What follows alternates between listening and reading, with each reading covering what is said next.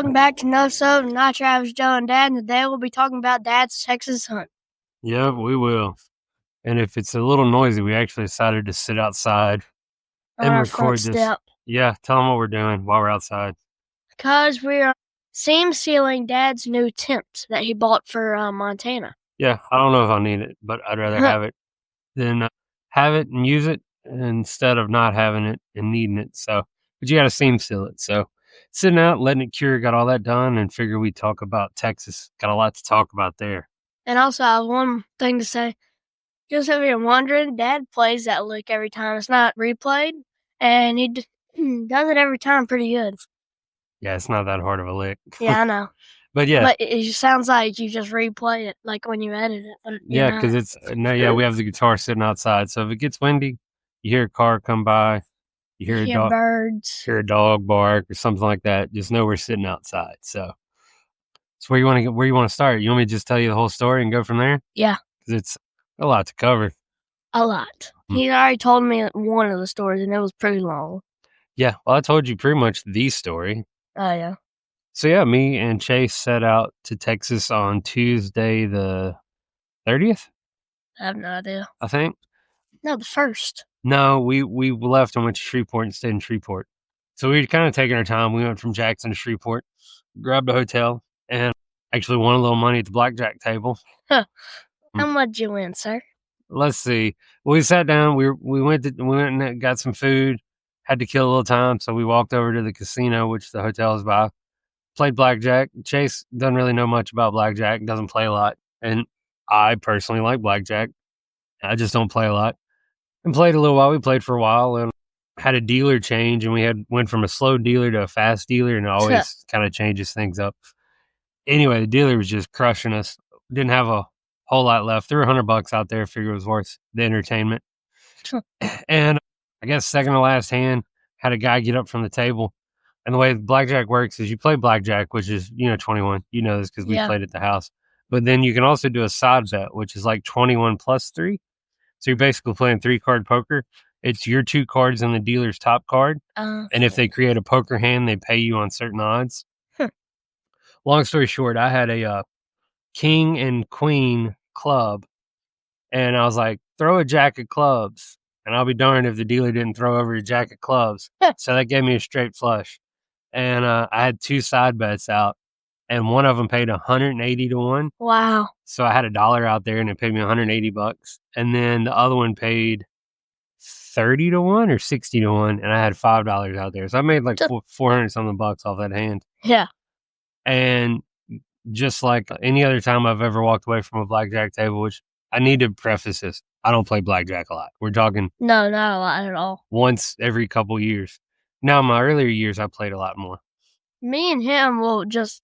He has a little, set, and then we'll just kind of play without money. Well, it's good for teaching the youngins how to count. When Joe was young, you got to count fast. Anyway, long story short, the only reason I made money is because Chase told me to take it and put it in my pocket. So I took they give, like when you get a certain amount of money, they give you colored chips. Really? Yeah, they're like 25 or hundreds or whatever. So I took all those, put them in my pocket, and kept what I had out there and played. Anyway, long story short, I made $300 in about an hour and a half. Had a good time, set the trip up right, went back to the hotel, and next morning we headed out. Chase is, and this is my buddy Chase Norris. He's never been to Shields. Which is unbelievable to think about, because I've been to it a couple of times. Yeah, I mean, it's a big outdoor store. They have a Ferris wheel inside of it. So, let's see. Let's give you an example. If you haven't been, Bass Pro mixed with, everything. Like an Academy Dix Bass Pro all put together with a Ferris wheel and some even home decor in there, I think. Yeah. It's basically like a little mall, but one store. Yeah, so we went to the one in the Colony, which is just north of Dallas. It's actually where you met Steve Ranella. Oh, yeah, and Brody. So we went to that one. It was big. It was massive. We had a good time. Got to look around. Actually, surprisingly, we didn't buy a whole lot. I think we only spent like $150 or something. But it was a good time. Got our tags. And from there, we headed to the ranch. And the ranch is in kind of southwest of Abilene, I think. It's in Trent, Texas, or give or take around Trent. And met up with our buddy Bradley, who kind of runs the deer hunting out there. And like we did last year, we get in, we get everything situated, and then we grab our glass and binos and actually go sit in the high fence just to go look at big deer. Yeah. Dad doesn't like normally hunt high fence. Yeah, it's not really my forte, but the way the ranch is set up is it's 500 or 600 acres in high fence, and then the rest of it's low fence. I think a few thousand acres, give or take. Most of it's continuous. There's a few little blocks off, but and the high fence, I gotta kind of preface this: they don't actually breed anymore. They stopped that years ago, like where they had breeding pens and were breeding. But there's still some deer that are tagged, so they're old. Yeah, they're massive, but they kind of cut that out. So everything now is pretty much just born in genetics. They just kind of keep the genetics in a certain area. So we went and he dropped me off at a stand. I had my new spotter and all-in phone scope, just trying to get some good footage, trying to learn that system. Had the Peak 44 tripod with Vortex razor. That's not how you say it. It's the Peak. The Peak 44 tripod and the Baby Razor, the 13 through 39 with the all-in. And was really just playing with that. And I mean, immediately just saw a ton of deer, does, a couple little small bucks. And then they were all to my left. And then probably 45 minutes, had an absolute man walk in and watched him. He came from the which would be the east side. Is this the messy one or red man? This would be one of the red mans. And they call him Red Man because he still had a tag in his ear from way back in the day. And they did that way back when to kind of track genetics. Yeah. And you could tell who was red man even though there was 2 red tag deer. Yeah. And so watched that deer for a while, and then he kind of got where he was looking around a whole bunch.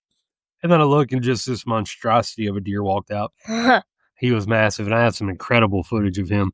Yeah, we may post a little short of him because he is giant and messy. And that razor, I mean, it looked like, TV quality to me because that deer was probably 80, 100 yards away. And you could just zoom in there and look. It was crystal clear, but just got to 80, 100? 80 to 100 yards away. It's kind of a field. Yeah. So, I mean, we weren't hunting. We were just looking.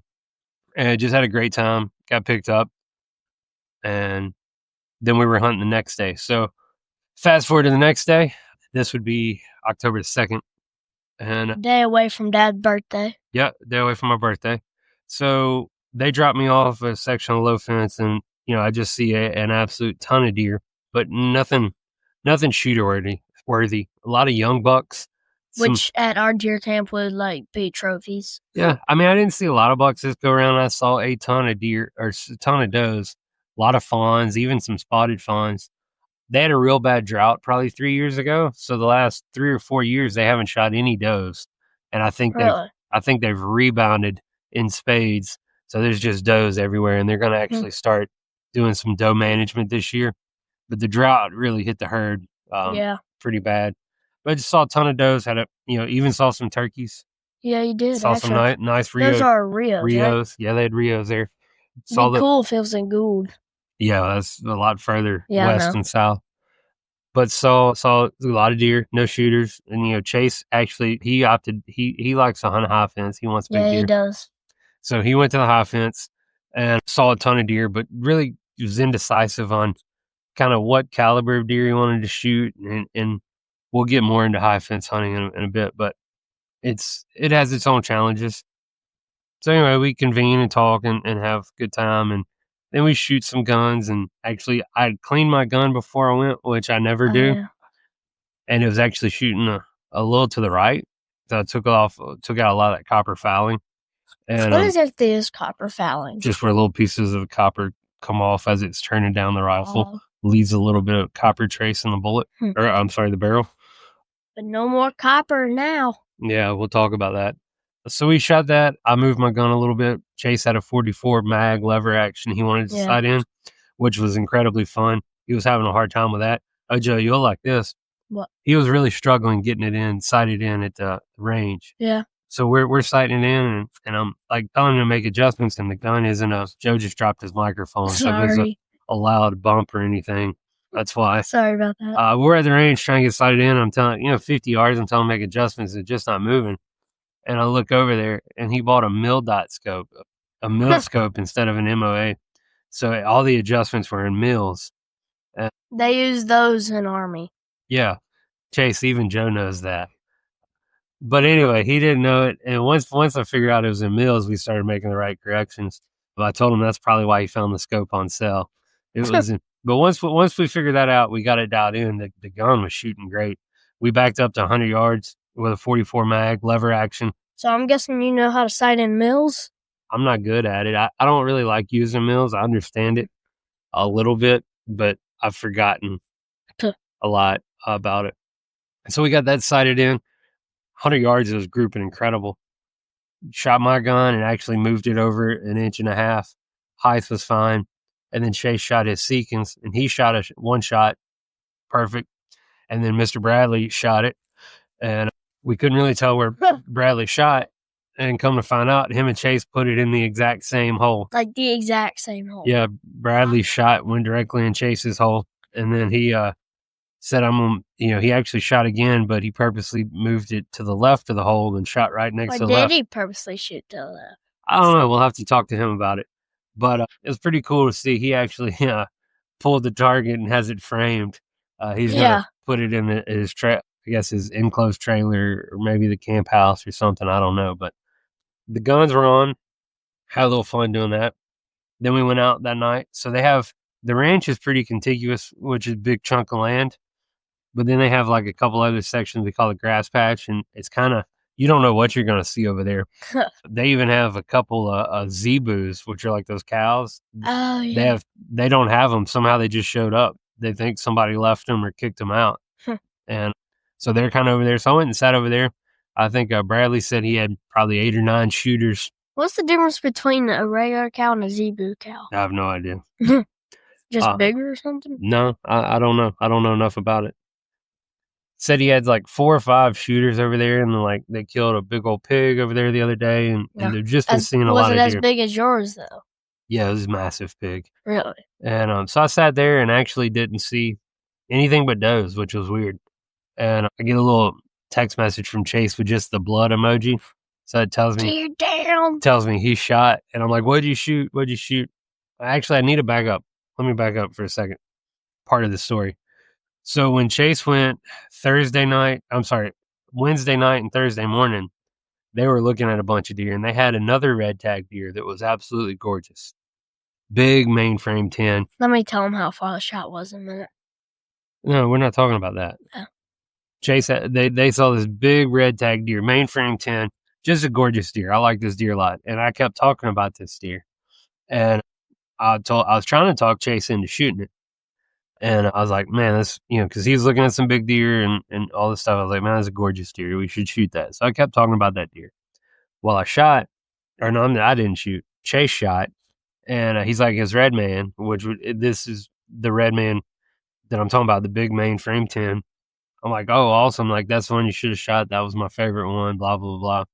Well, I get there and I see the deer, and I'm like, that's not red man. He ended up shooting a big old deer, 173.5 inches. And then the shot was 250 yards without the zero. That's true. 25 yards. But the deer actually came in at over 100, didn't give him a shot, and did that thing where it turned and walked head on at him, and it wouldn't move or anything like that. And they actually got Chases on video. Really, just kind of folded him.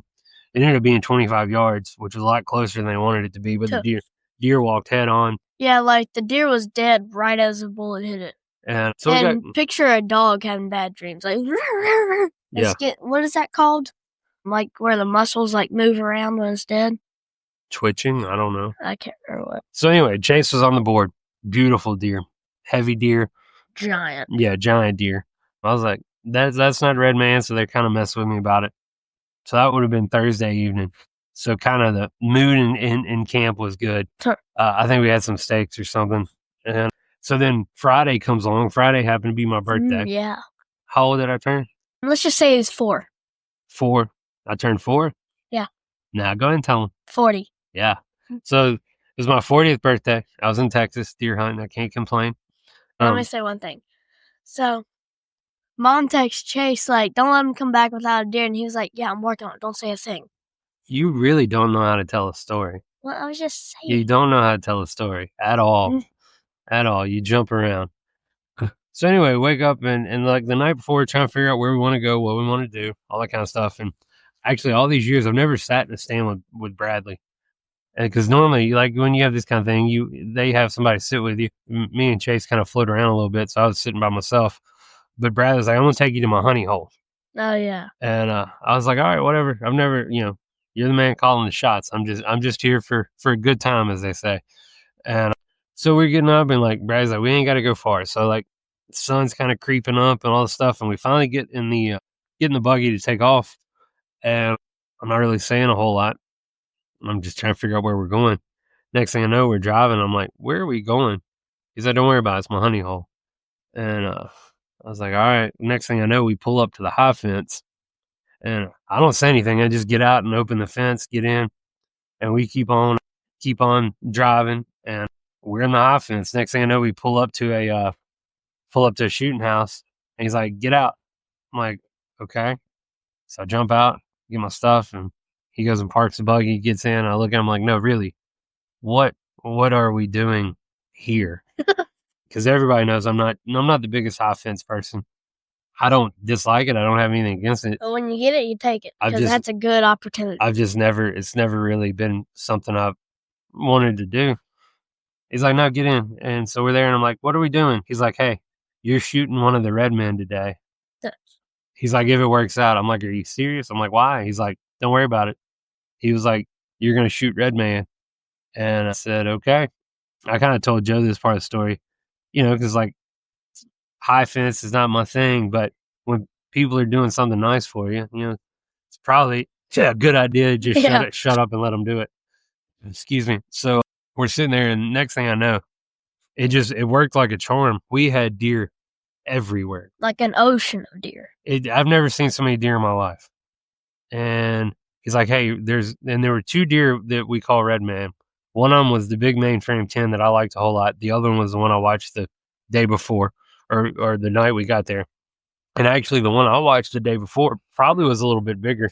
He actually had a broke off tine, Yeah, he did. and he was just a chunk of a deer. And he's like, "Hey, the one you saw the other night's to our left."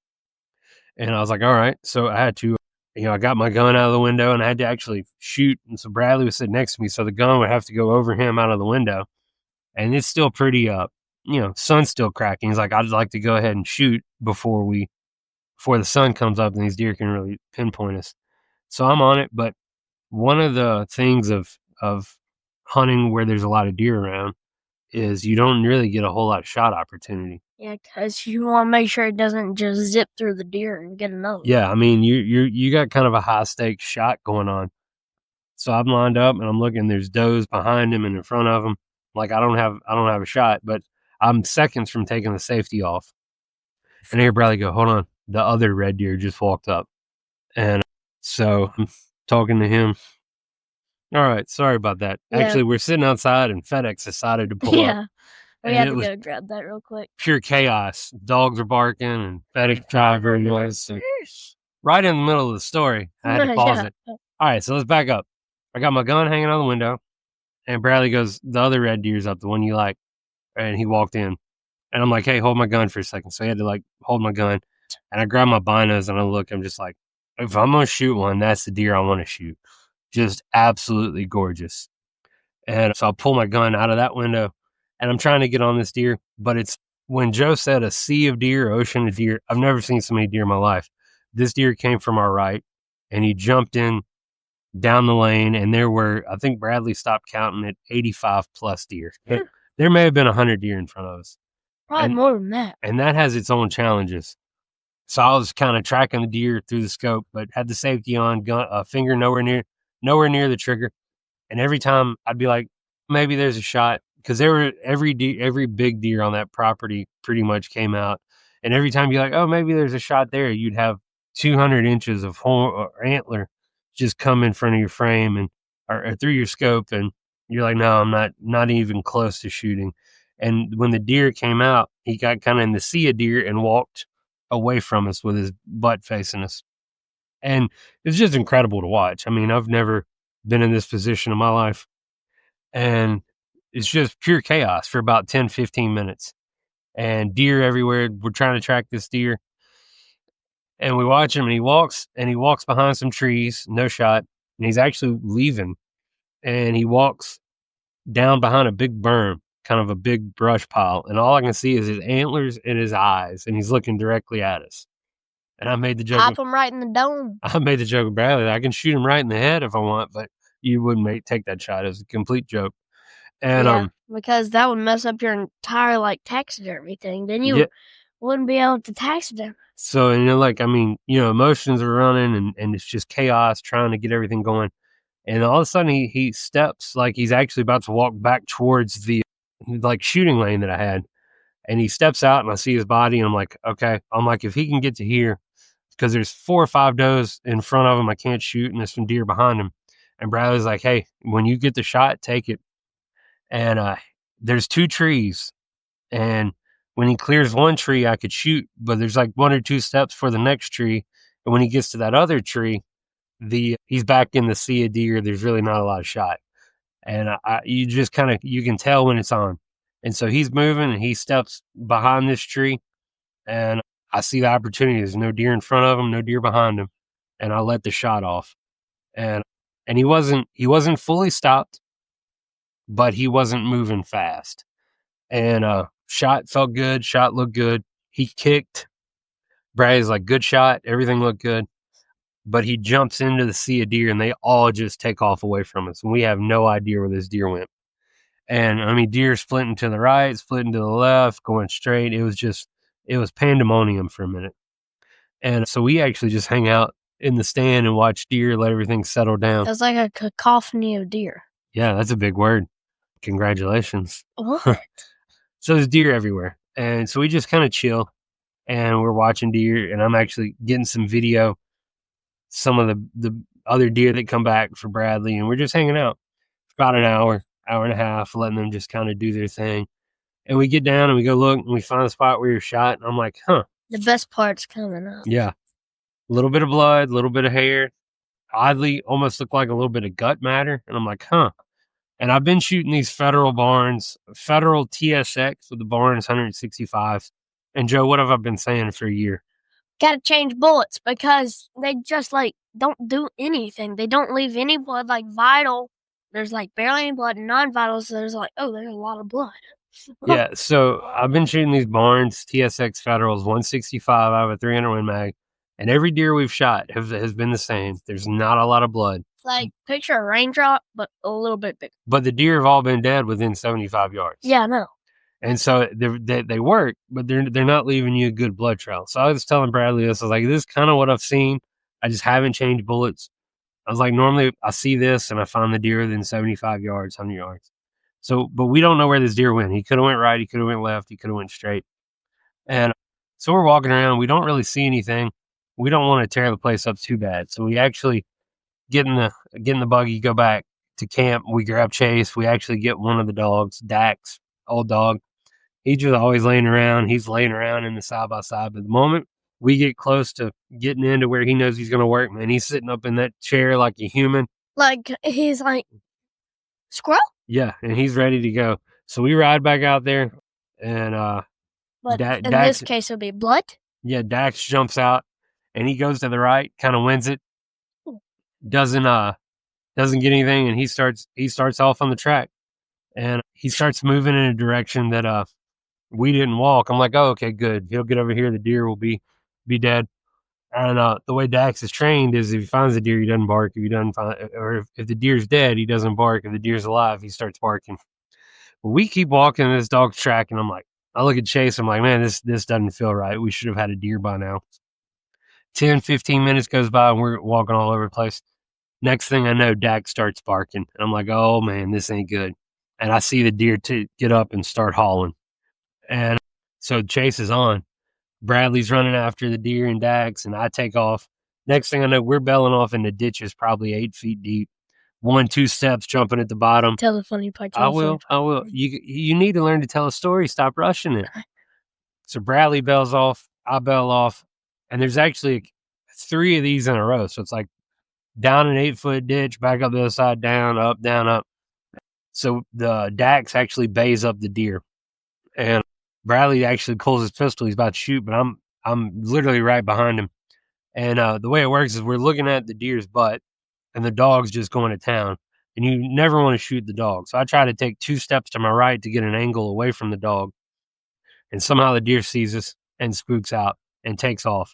And he's wounded bad. So he's not fully running and all that kind of stuff. And the deer takes off. Dax takes off behind him. Next thing I know, me and Bradley are taking off. And Bradley's in front of me. And I catch him about 200 yards or so, maybe 250. Dax actually bays him again. I'm more out in the open, and I'm there, and I pull up on a tree and tell Bradley to get down, and I end up taking a shot, and we put the deer down. And it went from a harvest, because really the high fence hunting is a harvest, right? I'm not gonna try to argue and be like, oh, it's a hunt, it's a crazy hard hunt. It has its own challenges, right? But it turned into a hunt pretty quick, and you never want to wound a deer, but more than that, you never want to lose a deer. Mr. Chase. And I'm getting there. And so we get the deer down. Next thing you know, Chase strolls up, and Chase is a big old boy. He's like 6'5" or something. And he's huffing and puffing. I think we all were huffing and puffing, but he was huffing and puffing. We're like, where were you? And apparently one of the ditches, he went back down and face to the sky. He fell in one of the ditches and busted his butt. So we got to laugh about that. But we got the deer down. Had a big old story. I mean, hindsight, I probably wouldn't have traded. I guess I would have traded a better shot, and we'll talk about the shot. But man, it's a heck of a story. I don't think any of us will forget, which is really what it all comes down to. And so I ended up killing the biggest deer of my life on the morning of my 40th birthday. Dax did an incredible job tracking the deer, and the deer actually ended up dying 75 yards from where I shot him from. So if anybody asks, he died within 75 yards. Yeah. So we get it, we get our pictures and do all that kind of stuff. And I am talking to him and really just, thanking everybody, trying to figure out what exactly happened. And they had actually played me the entire trip, where they were going to put me on a deer for my birthday. Chase had even text Lauren about, getting a big deer and all this kind of stuff way before the trip. So this has been planned out. They kind of played me for a fool and strung me along. I had no idea what we were doing. And so I was grateful to everybody for that. I mean, you can't beat it when people want to do something nice for you. And then when you messed up the shot, everybody ragged you. Yeah. But it makes you feel special that people want to do something for you. And, forever grateful for those guys. And then, we start analyzing the shot. And really, we don't know what happened. I'm not going to put pictures up, but I normally aim a rib or two back from the shoulder so I don't ruin a bunch of meat.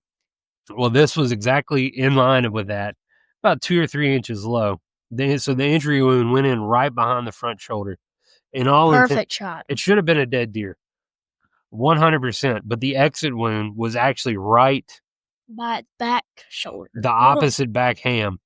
And so the only thing we can guess what happened, and Mr. Lindsay that actually owns the place mentioned he's seen this, is it was an 84-yard shot. And these bullets are moving like 31,000 feet, or I'm sorry, 3,150 feet per second. And the only thing he can think of is that it actually hit a rib and deflected. And if you look, when we clean the deer, you have the entrance wound right where it should be, maybe a little low, but still should have been a dead deer. It had about a 4-inch channel down the side of its rib cage, where I'm guessing that bullet hit, and it was going so fast it deflected off and started tumbling down the rib cage. And then once it got past the rib cage, it found something soft and exited out the other side. So theoretically, the shot actually was not bad. No. But bullets do some funny things.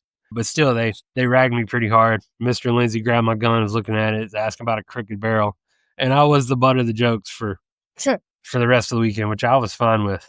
But killed an absolute gorgeous deer, 154 inches, mainframe 10, trash, kickers, just really all the things. And, had to really get over it being a high fence deer because it's just so gorgeous. Yeah. And I don't know, Joe, if we've talked about this, but I know there's a lot of people out there that don't like high fence hunting. Yeah. The way I look at it is it's kind of a harvest as a hunt, but you can take that topic and dive in as deep as you want. And what I mean by that is there's people that don't like high fence hunting, say it's not fair or it's cheating. There's I people say that. there's people that say the exact same. There's people that look at throwing corn out or baiting deer is like high fence hunting, right? Yeah, but here in Mississippi, no bait, no no bait, no deer. Well, so it depends on how deep you want to go, right? Because I've heard people argue that if you hunt over a food plot, because that's technically baiting deer. Yeah. It's the same as hunting over corn. It's the same as hunting over high fence. So, you know, everybody has their own thoughts about it, and I can go either way. If they got rid of baiting and food plots tomorrow in Mississippi, I wouldn't be mad. But if it's legal, it's legal. And so it really just kind of depends on how you look at high fence hunting or bait hunting or all of the above. And everybody can have their own opinions about it. I'm not one to tell you which way you should go about it. Me personally, high fence hunting, I look at more like a harvest. But at the end of the day, we all kind of do this thing for memories, food, and really kind of the time. And what I can tell you about my high fence hunting experience is I have memories that'll last a lifetime. Sure. Things we'll never forget. I would trade a better shot to put the deer out of, to put the deer out of his misery faster. But as far as the story goes, I wouldn't trade the story because it turned into something that was more individual, like with just me shooting the deer being dead, to me, Chase, Bradley going after the deer, running, Chase busting his butt. It turned into more of a group memory than an individual memory, if that makes sense. And that goes a long way. But it's just an incredible experience. And what'd you find at the ranch? What do you mean? Horseshoe. I'm not even there yet. Okay. It's a long story. I didn't know when you found it. I thought you already found it. No, I found that dove hunting. So anyway, great. We got the deer put up and, just big celebratory stuff. And we went back hunting again that afternoon. We took Mr. Lindsay, the landowner's son, is 11, and Bradley was going to take him to go hunt. And so me and Chase got in a box. We were hunting pigs, and actually Chase was going to shoot another deer if he saw one he liked. And as we were pulling up, saw this pig in the field. And actually, we think it's a javelina, which would be pretty far north for javelinas. But it had that triangle-shaped javelina head, but it was a big body. Did it have like a white collar? Yeah, it had a lot of stuff, and we started calling it a havahog. But Cade, the landowner's son, took a shot at it and hit a little low. Never saw it again. I just remembered the funny story that you told me about when his dad took him deer hunting. Yeah. And so they hunted that night, saw two absolutely gorgeous low fence, just toads of bucks. They're 225, a little far shot for him. They didn't come in, so he ended up killing a doe. Short. Long. Huh? So he ended up killing a doe. We had a good trip there. And then me and Chase got back in the box again, and Bradley went hunt to kind of see what he could see.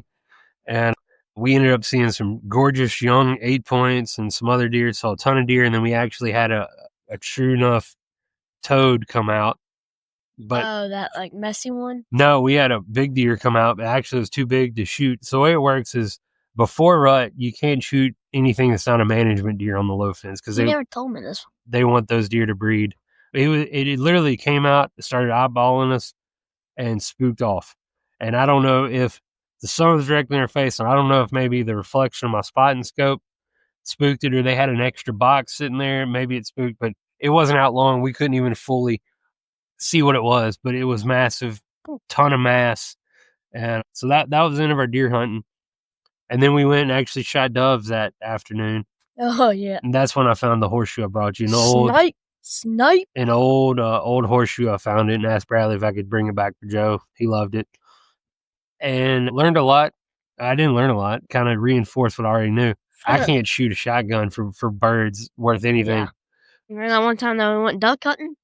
Yeah. But it's just not something I'm good at. But we had a good time. The birds were flying, but they were flying on the opposite end of the field. So me and Chase tried to go stalk over there, and every time we would go, they would just jump up and fly further away from us. And then we would turn and look back to where we came from, and birds were flying there. So we just kind of went back to where we were. And Chase was shooting his dad's A5 12 gauge with a compensator on the end of it. And he pulled up and shot one time, and I couldn't hear for for a long time. That thing was loud. I was shooting a Browning A5 20 gauge, an old one. I love that gun. It has some pretty cool engravements on it, and it's old and it's really smooth.